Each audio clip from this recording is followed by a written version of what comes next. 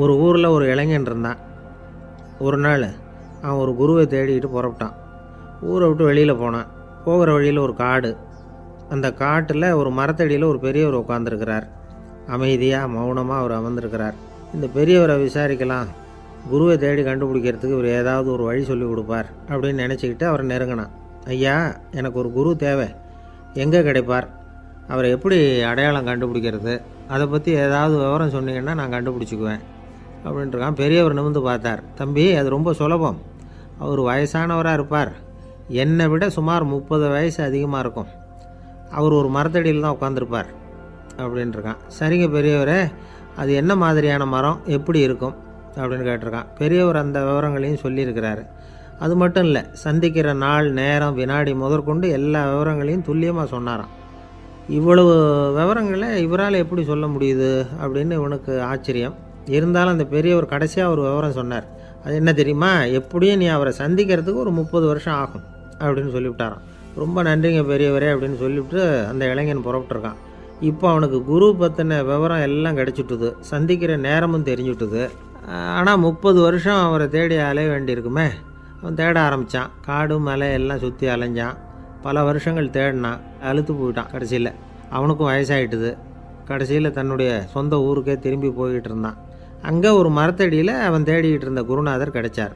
யார் அவருன்னா, 30 வருஷத்துக்கு முன்னாடி வழி சொல்லி கொடுத்தாருல அதே பெரியவர். அவருக்கு இப்போ 30 வயசு அதிகமாக இருந்தது. அதே மரம், அன்னைக்கு பெரியவர் சொன்ன அடையாளம் இப்போ பொருத்தமாக இருந்தது. இப்போ அந்த பெரியவர் சொன்னார், சரியாக வந்து சேர்ந்துட்டேன், வா, உனக்காக தான் நான் இவ்வளவு காலமும் காத்துக்கிட்டு இருந்தேன் அப்படின்னாரான். என்ன சொல்கிறீங்கன்றிருக்கான்.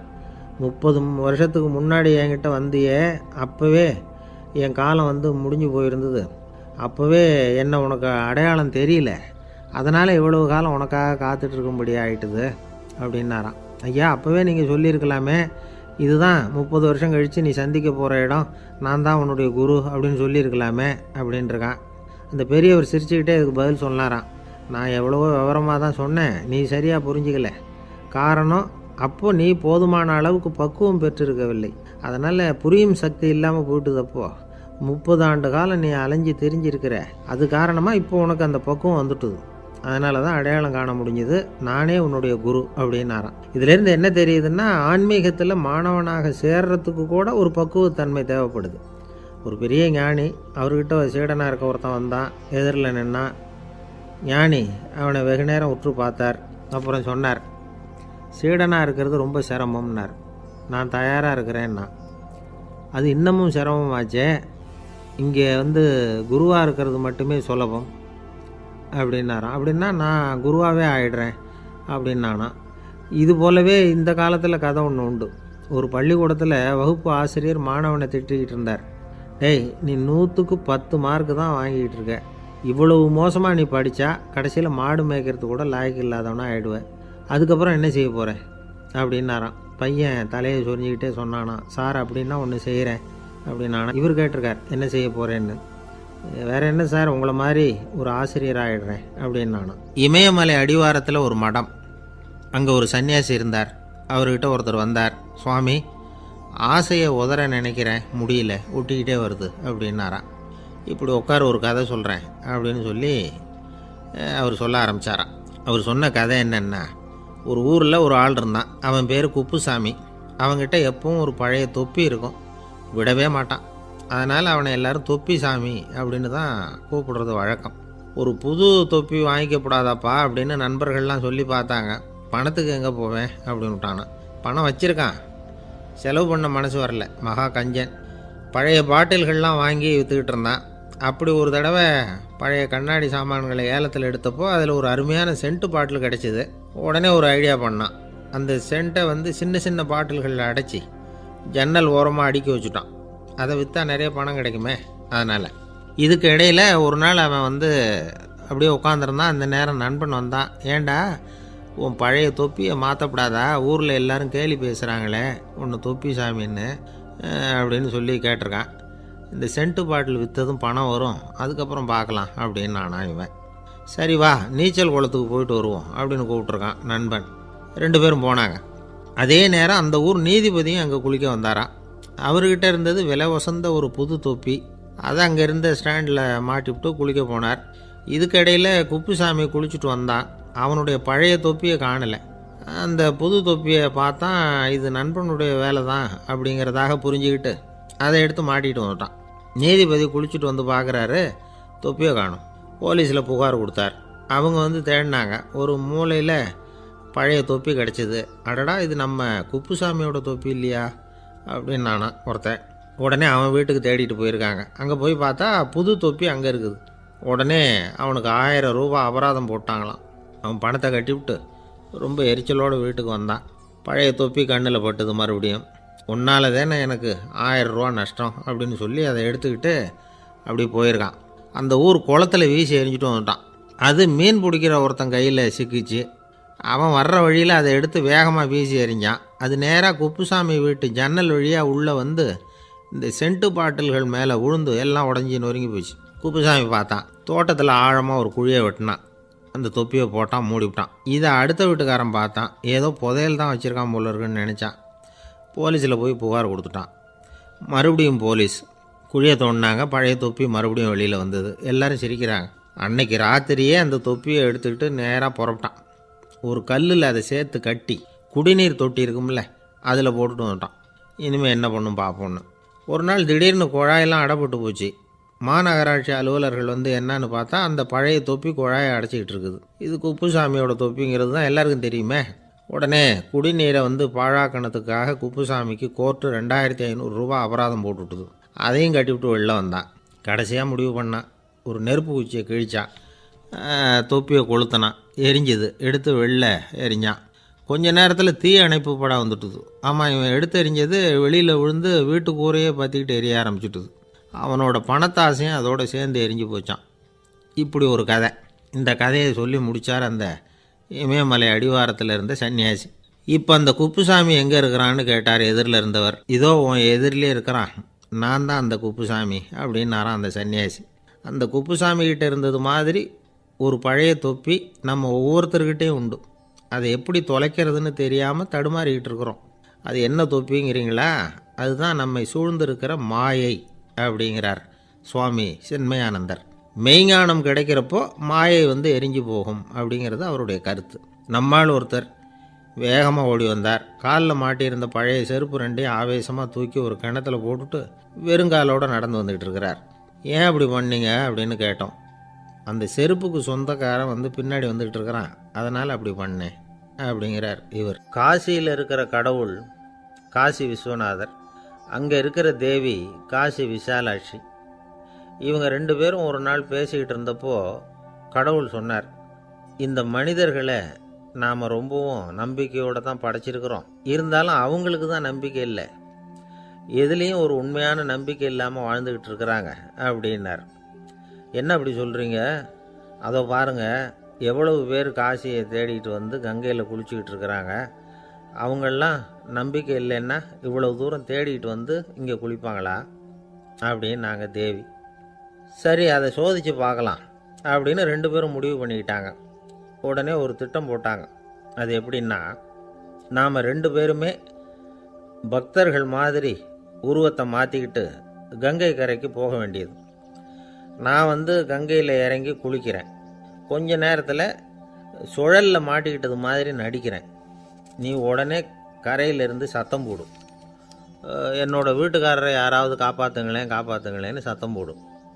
அதோடு இன்னொன்று சொல்லு, யாராவது ஒரு புண்ணிய ஆத்மா அவர்கிட்ட போய் அவருடைய முடியை பிடிச்சி இழுக்கணும். அப்படி ஒரு சாபம் இருக்குது எங்களுக்கு.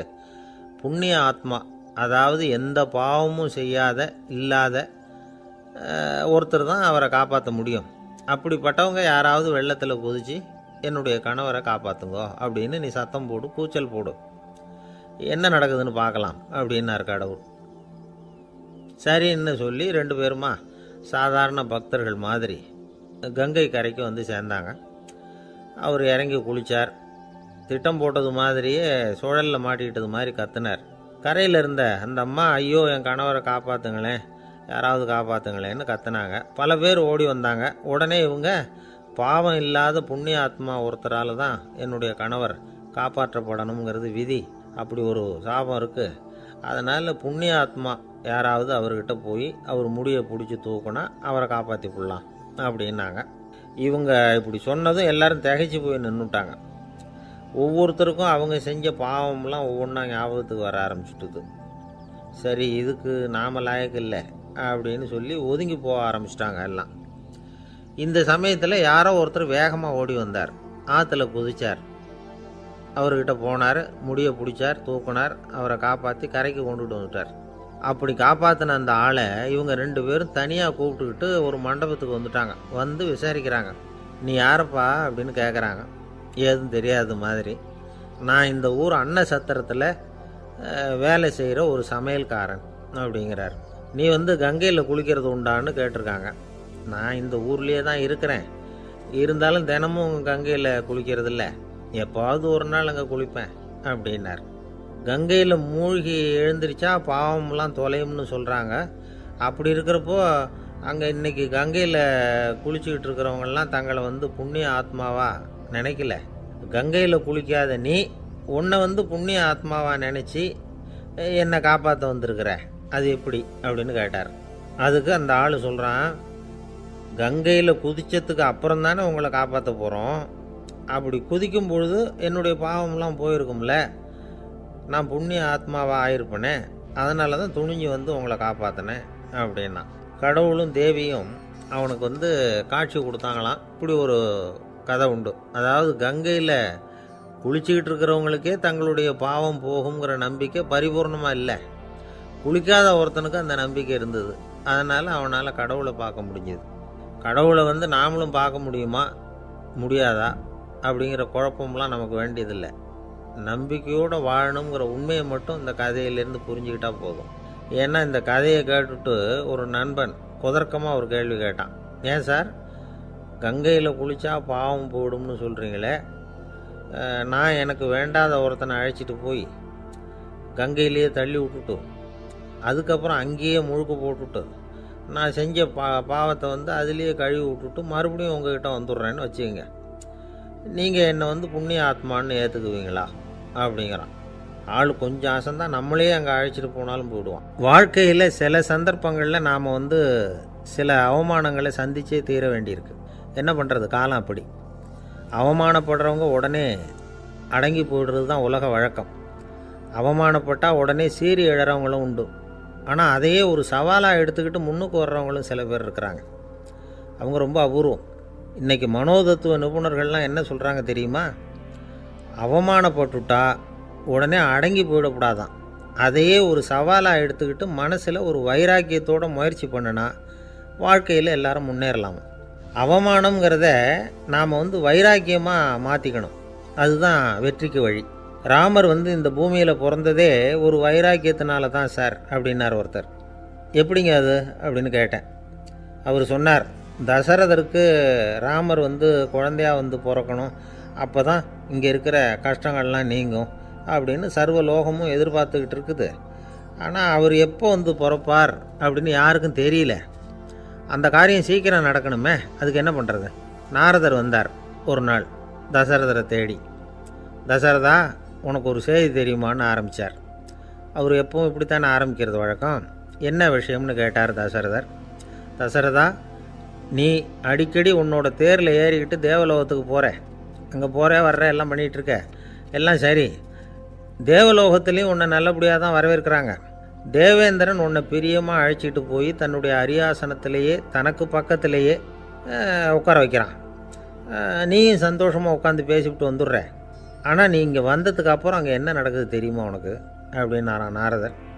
என்ன நடக்குது எனக்கு ஒன்றும் தெரியலையே அப்படின்னாரான் தசரதர். நாரதர்கிட்ட வந்து கிட்டத்தில் வந்து கேட்டிருக்கார், கொஞ்சம் சொல்லுங்கள் என்னது அப்படின்னு. அவர் நெருங்கி வந்தாரான் நாரதரும். மெதுவாக அவர் காதோட காதாக சொன்னாராம். அதாவது நம்ம பாஷையில் சொல்லப்போனால் பற்ற வைக்கிறார். நீ அங்கே தேவேந்திரங்கிட்ட உட்காந்து பேசிவிட்டு வந்த பிறகு நீ அங்கே உட்காந்துருந்த அரியாசனத்தை தண்ணி ஊற்றி கழுவி சுத்தப்படுத்துகிறாங்க. நீ என்ன அந்த அளவுக்கு சுத்தம் இல்லாத ஆளா, தினம் குளிக்காமையாக இருக்கிற அப்படின்னாராம். தசரதருக்கு இது ரொம்ப அவமானமாக போயிட்டுது.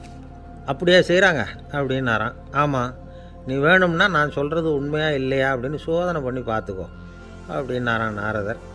உடனே தசரதர் இதுக்காகவே புறப்பட்டு தேவலோகம் போனார். அங்கே வழக்கம் போலவே இவரை கூப்பிட்டு உட்கார வச்சு பேசிக்கிட்டு இருந்தான் தேவேந்திரன். கொஞ்ச நேரம் பேசிக்கிட்டு இருந்துட்டு சரி நான் கிளம்புறேன்னு புறப்பட்டார். சரி அவனும் வாசல் வரைக்கும் வந்து வழி அனுப்பி வச்சுட்டு உள்ளே போயிட்டான். தசரதர் வெளியில் கொஞ்ச நேரம் மறைஞ்சி இருந்துட்டு மெதுவாக உள்ளே எட்டி பார்த்தார் என்ன நடக்குதுன்னு. நாரதர் சொன்னது உண்மைதான். தசரதர் உட்காந்துருந்த ஆசனத்தை அங்கே 2 தேவர்கள் கழுவி சுத்தப்படுத்திக்கிட்டு இருக்கிறாங்க.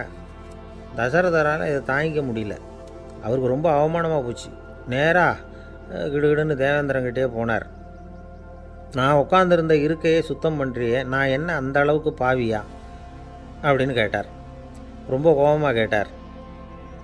தசரதரே, மனுஷனுக்கு 3 கடன்கள் உண்டு. தேவ கடன், ரிஷி கடன், பித்ரு கடன். இதை தீர்க்காதவன் பாவியாகிறான். இதில் மகனை பெறுவதால் தான் பித்ரு கடன் தீரும். உனக்கு மகன் கிடையாது, அதனால் நீ பாவியாகிற. பாவி உட்கார்ந்துருந்த இடம்ங்கிறதுனால அதை சுத்தம் செய்ய வேண்டியது எங்கள் கடமை அப்படின்னு நானும் தேவேந்திரன். இந்த இடத்துல தசரதருக்கு ஏற்பட்ட அவமானம் ஒரு வைராக்கியமாக மாறிச்சு.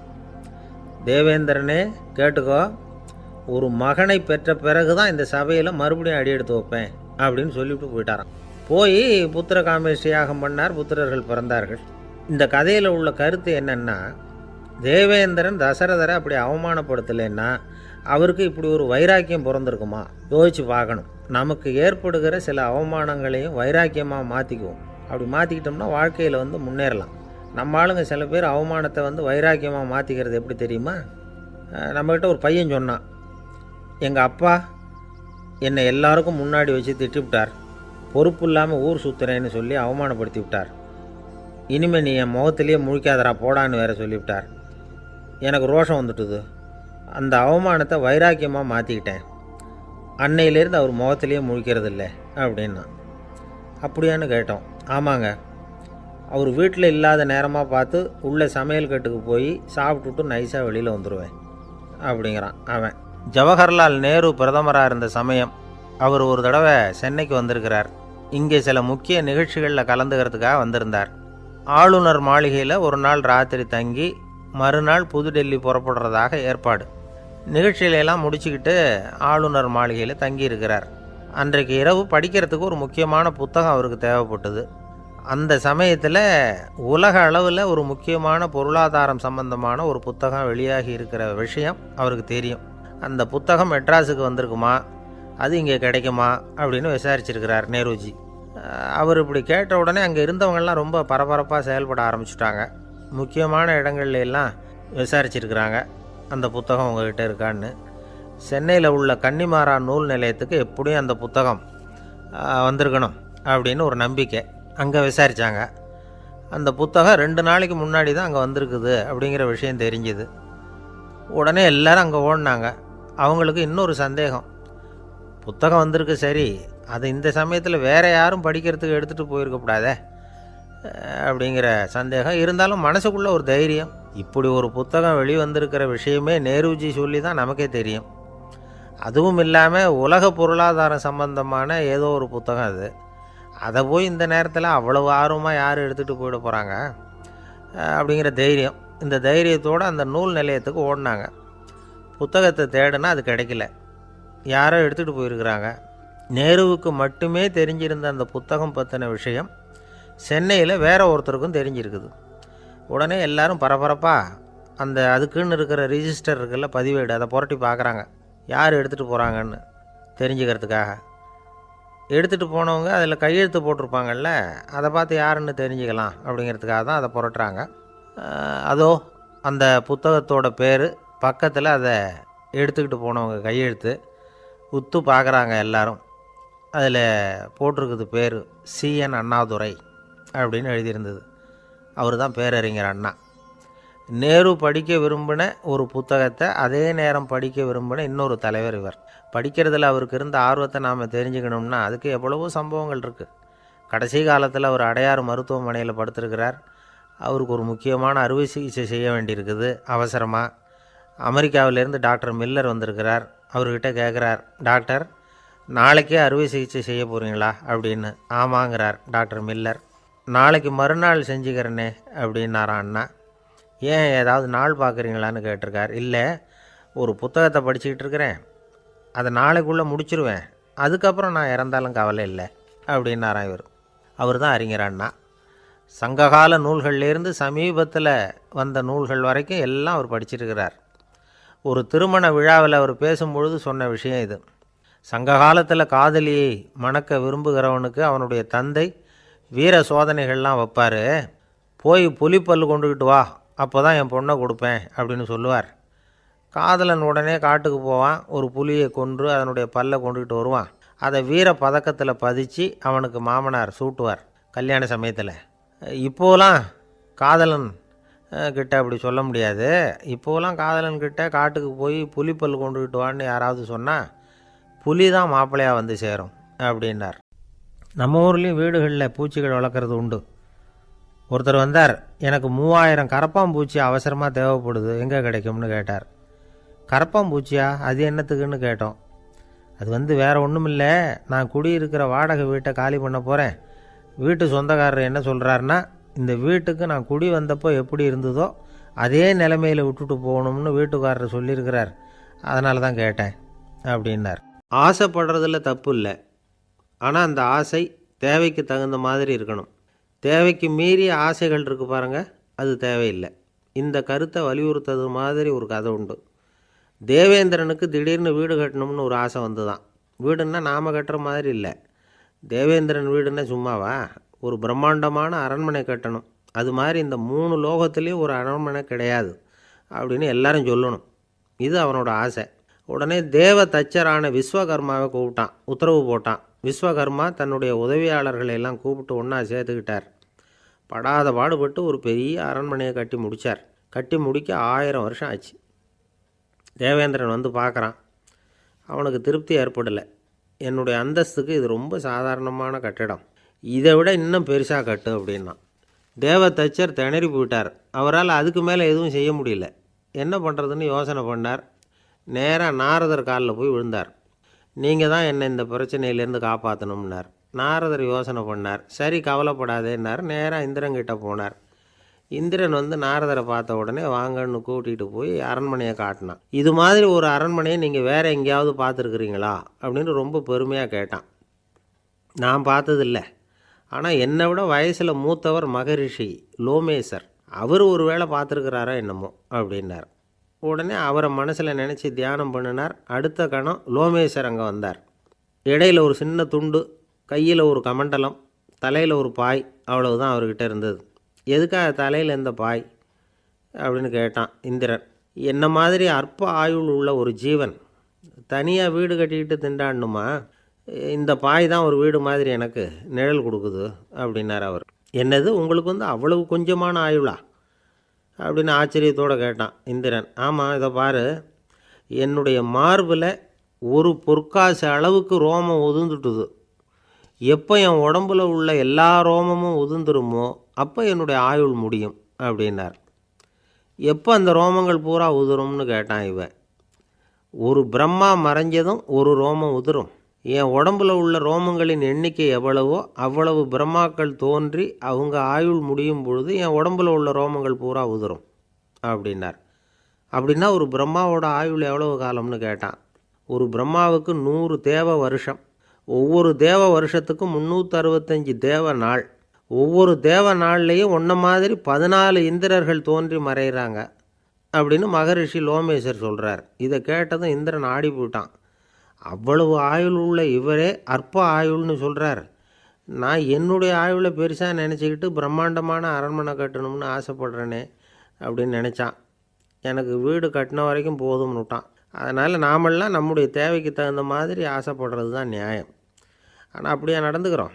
மனுஷன் கடவுளையே ஏமாற்றி காசு வாங்கிறதுக்குள்ள ஆசைப்படுறான். ஒருத்தன் கடவுளை நினச்சி தவம் இருந்தான். கடவுள் நேரில் வந்தார். தேவலோகத்தில் ரூபாய்க்கெல்லாம் என்ன மதிப்புன்னு கேட்டான். அங்கெல்லாம் ரூபாய்ங்கிறது உங்கள் பணத்தில் 1 கோடி ரூபாய்க்கு சமம். அதாவது தேவலோகத்தில் 1 ரூபான்னா இங்கே 1 கோடி ரூபா. அது மாதிரி எங்களுக்கு ஒரு நாளுங்கிறது உங்கள் கணக்கில் 1 கோடி வருஷத்துக்கு சமம் அப்படின்னார் கடவுள். அப்படின்னா எனக்கு நீங்கள் அதிகமாக எதுவும் தர வேணாம், உங்கள் கணக்குப்படி ஒரே 1 ரூபா கொடுங்க, அது போதும்னா இவன் ரொம்ப சாமர்த்தியமாக. கடவுள் யோசனை பண்ணார். அது ஒன்றும் கஷ்டம் இல்லை, 1 ரூபா தானே கேட்குற, கொடுத்துட்றேன். ஆனால் இப்போ வரும்பொழுது நான் எடுத்துக்கிட்டு வரல, எங்கள் கணக்குப்படியே 1 நாள் பொறுத்துக்க பணத்தோடு வந்துடுறேன் அப்படின்னு சொல்லிவிட்டு பறந்து போயிட்டார். ஒரு நாள் ஒரு தகப்பனார் தன்னுடைய பிள்ளையை அழைச்சிட்டு வந்தார். சார், இவன் சரியாக படிக்க மாட்டேங்கிறான், பெரியவங்களை மதிக்க மாட்டேங்கிறான், நீங்கள் கொஞ்ச நாள் இவனுக்கு குருவாக இருந்து நல்ல விஷயங்களை சொல்லி கொடுத்தா தேவையில்லைன்னார். பெரியவங்களையும் மதிக்காதவன் எப்படி என்ன மதிக்க போகிறான் அப்படிங்கிறது நமக்கு யோசனை வரும் இல்லையா? வேணாங்க, என்னை விட்டுருங்க அப்படின்னோம். அவர் விட மாட்டேன்னு விட்டார். இல்லைன்னா அவரே சிஷ்யன் ஆகிடுவார் போல இருந்தது. சரி, வேறு வழி இல்லாமல் அந்த பையனையே என்னுடைய சீடனை ஏற்றுக்கிட்டு உபதேசம்லாம் பண்ண ஆரம்பித்தோம். அதாவது குரு பக்தின்னா அது எப்படி இருக்கணுங்கிறத பற்றி சொல்லி கொடுத்தோம் அவனுக்கு. சதமகர் அப்படின்னு ஒரு குரு இருந்தார். அவருக்கு ஒரு சீடர். அவன் பேர் துளசி சைதன்யன், நைஷ்டிக பிரம்மச்சாரி. தன்னுடைய குருவுக்கு எந்த நேரத்தில் எது தேவைங்கிறத புரிஞ்சுக்கிட்டு சேவை செய்கிறவன். ஆனால் இவனை பற்றி மற்ற சீடர்களுக்கு பொறாமல் வந்துட்டுது. இவன் மட்டும் இப்படி இருக்கானேன்னு உடனே குருக்கிட்ட போய் கோல் மூட்டினாங்க. அவன் சரியில்லை, அவன் நடந்துக்கிறது சரியில்லை, அப்படி இப்படின்னு எதையாவது சொல்லி. இருந்தாலும் இதையெல்லாம் அந்த குரு நம்பலை. அவருக்கு தெரியும் யார் யார் எப்படின்னு. துளசி சைதன்யன் பெருமையை மற்ற சீடர்களுக்கு உணர்த்தணும் அப்படின்னு நினச்சார். அதுக்கு ஒரு வழி பண்ணார். ஒரு நாள் சீடர்களை எல்லாம் கூப்பிட்டுக்கிட்டு ஒரு காட்டு வழியாக போய்கிட்டு இருந்தார். அங்கே ஒரு பெரிய மலை அருவி கொட்டிக்கிட்டு இருந்தது. குரு சீடர்கள் பக்கம் திரும்பினார். இந்த மலையின் மேலே இருந்து அந்த படுபாதாளத்தில் குதிக்கிறதுக்கு உங்களில் யார் தயார் அப்படின்னு கேட்டார். ஒரு சீடனும் ஆய திறக்கலை, ஒதுங்கி நின்றுக்கிட்டாங்க. பின்னாடி மூட்டை முடிச்சோடு வந்துக்கிட்டு இருந்தான் துளசி சைதன்யன். அவனை பார்த்தார். தப்பாருப்பா, நீ மேலே இருந்து அந்த அருவியில் குதி அப்படின்னார். அப்படியே செய்கிறேன் சுவாமின்னா ஓடி போய் பொத்துன்னு குதிச்சுட்டான். அடுத்த கணமே குருநாதர் தன்னுடைய யோக சக்தியால் பறந்து போய் அவன் கீழே விழுந்துடாமல் தாங்கி பிடிச்சி கொண்டுக்கிட்டு வந்துட்டார். மற்ற சீடர்களுக்கெல்லாம் ஒரு மாதிரி ஆயிட்டுது. அடுத்தபடியாக என்ன பண்ணலாம்னு யோசித்தாங்க இவனை மாட்டி விடுறதுக்கு. ஒரு நாள் வெத்தலை அடிக்கிற ஒரு சின்ன உரலையும் உலக்கையையும் எடுத்து ஒளிய வச்சுட்டாங்க. சதமகர் சன்னியாசி இல்லை, அவர் வெத்தலை போடுவார். பல்லு சரியில்லை, அதனால் இடித்து தான் வெத்தலையை போடணும். திடீர்னு வெத்தலை பாக்கு கேட்டார். வழக்கமாக உரலில் இடித்து தர்றது தான் துளசியின் பழக்கம். உரலை தேடினா கிடைக்கல, என்ன பண்ணுறது? குரு கேட்டுவிட்டாரே, குரு சேவை தானே முக்கியம். என்ன பண்ணால் வெத்தலை பாக்க தன்னுடைய வாயில் போட்டு முன்னும் அதை எடுத்து அவர்கிட்ட கொடுத்துட்டான். குரு எதையோ படிச்சுக்கிட்டே அதை வாங்கி வாயில் போட்டுக்கிட்டார். துளசி இன்றைக்கி தாம்பூலம் நல்லா இடிக்கப்பட்டிருக்கு, ருசியாக வேறு இருக்குது, அதை இடித்த பாத்திரத்தை என் கண்ணால் பார்க்கணும்னு ஆசையாக இருக்குன்னு விட்டார். அதை மட்டும் அனுப்பி போய் நீ வர வேண்டான்னு வேற சொல்லிவிட்டார். இதை கேட்டதும் துளசி தவிச்சு போயிட்டான். இவன் போகாமல் எப்படி வாயை மட்டும் அனுப்பி வைக்க முடியும்? இவன் தவிக்கிறத பார்த்ததும் மற்ற சீடர்களுக்கெல்லாம் மனசுக்குள்ளே ரொம்ப சந்தோஷம். துளசி கொஞ்சமும் யோசிக்கலை. வாழை எடுத்தான், தன்னுடைய தலையவே அப்படியே அறுத்து வெட்டி எடுத்தான். இன்னொரு சீடங்கிட்ட கொடுத்துட்டான், எடுத்துகிட்டு போன்னு சொல்லி. கொண்டுட்டு போய் குரு முன்னாடி வைக்கிறாங்க. அந்த தலையில் வாய் திறந்துருக்கு, வெத்தலை போட்டு முன்னு இருந்தது, தெரிஞ்சு போச்சு, சிவப்பாக இருந்தது. அவனுடைய குரு பக்தியை இப்போ எல்லாரும் ஒத்துக்கிட்டாங்க. அதுக்கப்புறம் குரு சதமகர் தன்னுடைய அற்புத திறமையினால் அந்த தலையை மறுபடியும் ஒட்ட வச்சுட்டார். துளசிக்கு உயிர் வந்துட்டுது. இப்படி ஒரு பெரிய கதை உண்டு. அதாவது துளசி சைதன்யன் அவனுடைய குரு பக்தி எப்படி அப்படின்னு கேட்டோம். ரொம்ப அபாரம் அப்படின்னு அந்த பையன் அடக்கமாக, சும்மா விளையாட்டுக்காக தான் அப்படி அவங்ககிட்ட கேட்டோம். ஏன்பா உன்னுடைய குரு பக்தியை என்கிட்ட காட்டுறதுக்கு உன்னோட கழுத்தை நீயே அறுக்கணும்னு நான் சொன்னால் அதை நீ செய்வியா அப்படின்னு கேட்டோம். என்னுடைய கழுத்தை நானே அறுக்க வேண்டிய அவசியம் இல்லை சார் அப்படின்னா அவன். ஏண்டான்னு, அதே காரியத்தை தான் இனிமேல் நீங்கள் தினமும் செய்ய போகிறீங்களே சார் அப்படிங்கிறான். ஒருத்தர் ரொம்பவும் மகிழ்ச்சியாக வந்துக்கிட்டு இருந்தார். என்ன விஷயம்னு விசாரித்தேன். நான் தோற்று போயிட்டேன், அதுதான் மனசுக்கு மகிழ்ச்சியாக இருக்குது அப்படின்னார். எனக்கு இது ரொம்ப ஆச்சரியமாக போச்சு. இந்த உலகத்தில் தோற்று போகிறவங்க யாரும் மகிழ்ச்சியாக இருக்கிறதில்ல. அப்படி இருக்கிறப்ப இவர் இப்படி சொல்கிறாரே, எங்கே தோற்று போனீங்கன்னு கேட்டேன். அதுக்கப்புறம் தான் அவர் விவரமாக சொன்னார். என்னோட 5 வயசு குழந்தையோட நான் விளையாடிக்கிட்டு இருந்தேன். அந்த விளையாட்டில் என் குழந்தை ஜெயிச்சு விட்டுது, நான் தோற்று போயிட்டேன் அப்படின்னார் ரொம்ப உற்சாகமாக. நான் யோசித்து பார்த்தேன்.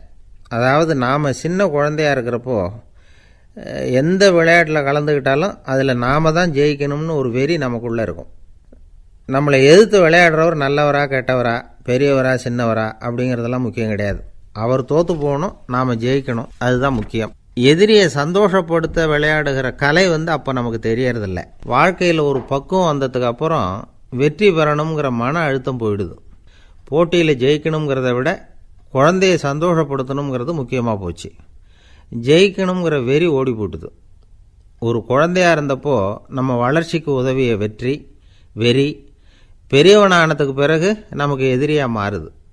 அதை சரியான சமயத்தில் நாம் புரிஞ்சுக்கிட்டோம்னா போதும், நாம் பொழைச்சிக்கலாம்.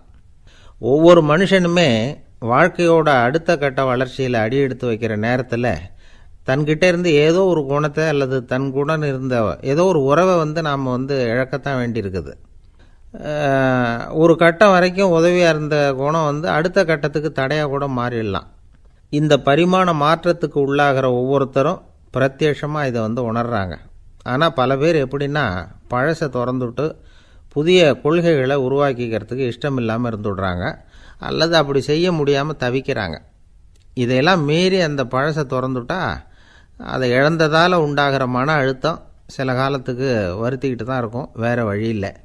ஆரோக்கியமான ஒரு முன்னேற்றத்துக்காக அந்த மன அழுத்தத்தை தாங்கிக்கத்தான் வேணும் அப்படிங்கிறாரு அந்த உலக புகழ்பெற்ற மேதை ஒருத்தர், இந்த ஸ்காட் பெக் அப்படிங்கிறவர்.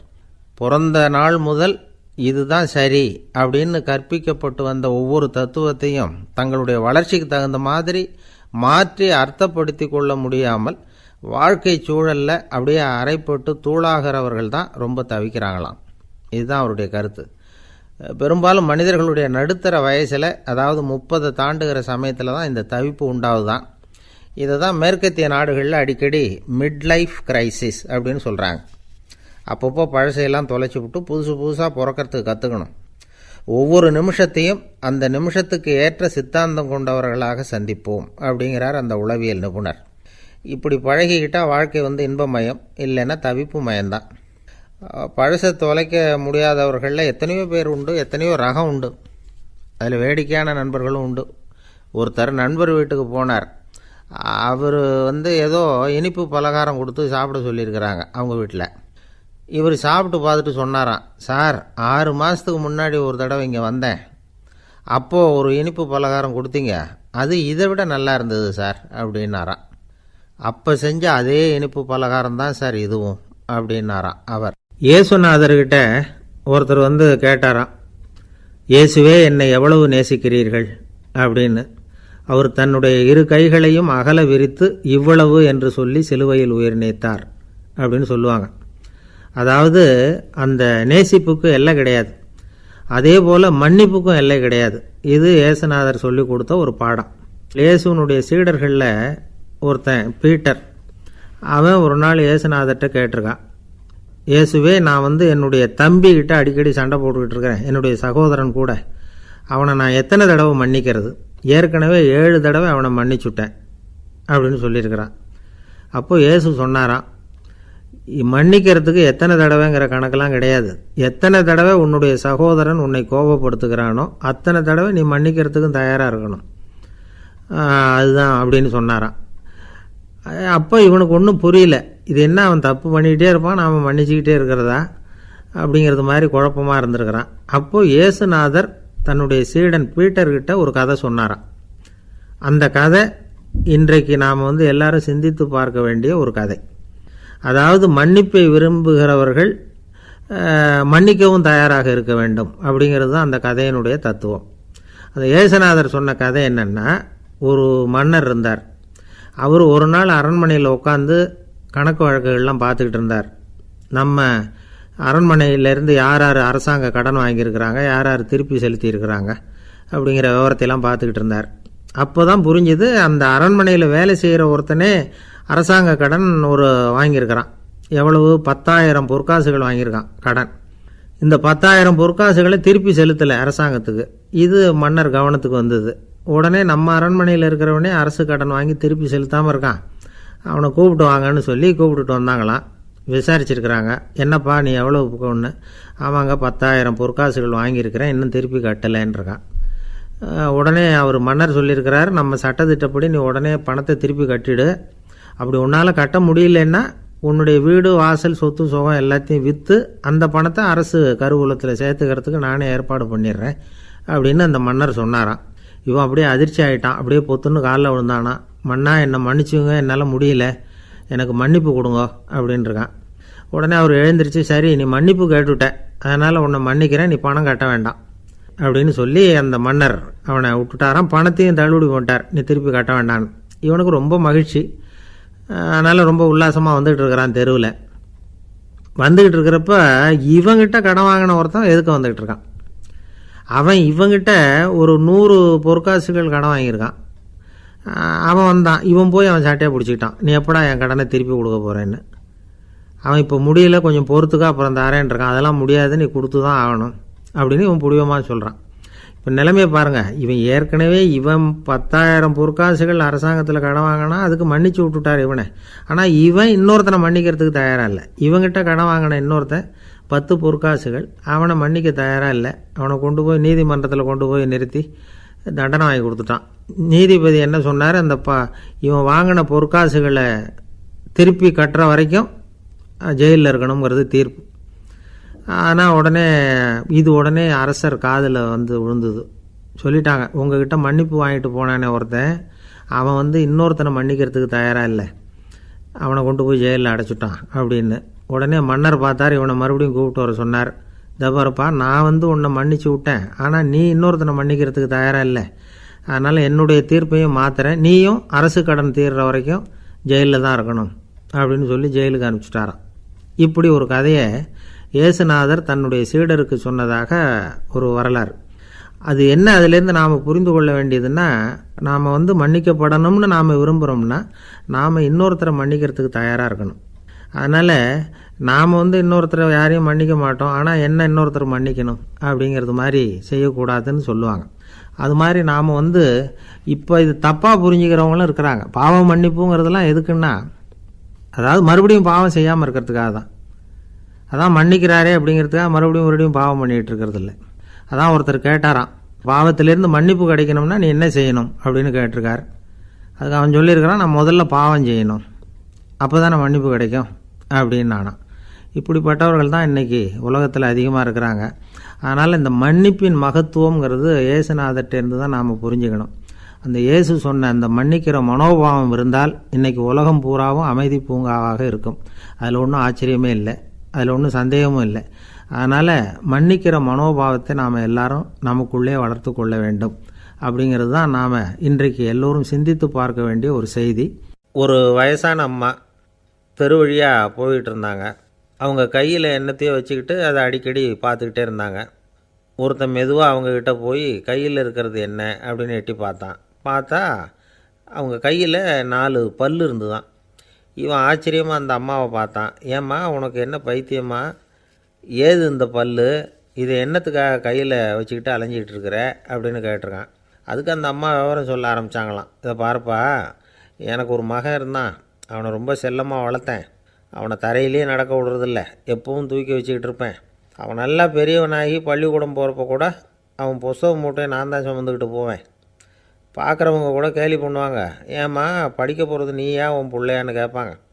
அவன் இன்றைக்கி எவ்வளோ பெரிய மனுஷன் ஆகிட்டான், வெளிநாட்டில் பெரிய உத்தியோகத்தில் இருக்கான். சமீபத்தில் இங்கே வந்துட்டு போனான். ஒரு நாள் ஏதோ கோபத்தில் என்ன அரைஞ்சிட்டான். அப்போ இந்த 4 பல்லும் கீழே விழுந்துட்டுது. இன்னமும் கூட விழுந்திருக்கும், ஆனால் பல்லு தான் இல்லை. என் புள்ள அரைஞ்சதுனால விழுந்த பல்லு இல்லையா அது, அதனால் இதை எப்பவும் என் கையிலே வச்சுக்கிட்டு ஆசையோடு பார்த்துக்கிட்டு இருக்கிறேன். அவன் தான் வெளிநாட்டுக்கு போட்டான், அவனை பார்க்க முடியாத ஏக்கத்தை நான் இந்த பல்லை பார்த்து போக்கிக்கிறேன் அப்படின்னு நாங்களாம் அந்த அம்மா. இந்த கதை எதுக்காகன்னா, தாய் அன்பு அப்படிங்கிறது எப்படிப்பட்டதுங்கிறத புரிஞ்சுக்கிறதுக்காக. கல்யாணம் ஆனதுக்கு அப்புறம் தாயை மறந்து விடுறவங்க எத்தனை பேர் இந்த உலகத்தில், அவங்க காதில் வேணுங்கிறதுக்காக தான் இந்த தகவல். ஆனால் ஒரு விஷயம் மட்டும் நல்லா புரிஞ்சுக்கணும், தாயை மதிக்க தெரிஞ்சவங்க தான் இன்றைக்கி வாழ்க்கையில் எல்லா விதத்துலேயும் முன்னுக்கு வந்திருக்கிறாங்க. வேணும்னா விசாரித்து பார்த்துக்குங்க. இன்னொரு அம்மா இருந்தாங்க. அவங்க தினமும் ஒரு கோயிலுக்கு வருவாங்க.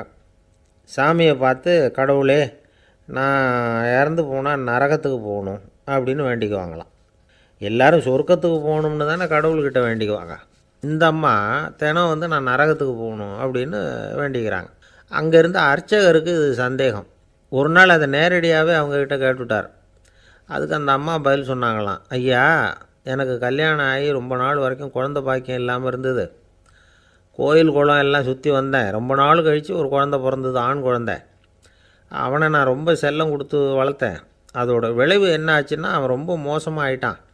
கெட்ட பழக்க வழக்கம்லாம் கற்றுக்கிட்டான். அவன் இறந்து போனால் நிச்சயம் அவனுக்கு நரகம்தான் கிடைக்கும்.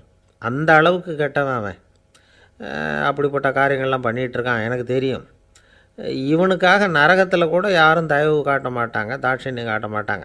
அதனால் இவனுக்கு முந்தி நான் இறந்து நரகத்துக்கு போயிட்டா அங்கே இவனை கவனிச்சிக்கலாமே, இவனுக்கு பணிவிடை செய்யலாமேன்னு பார்க்குறேன் அப்படின்னு நாங்களாம்.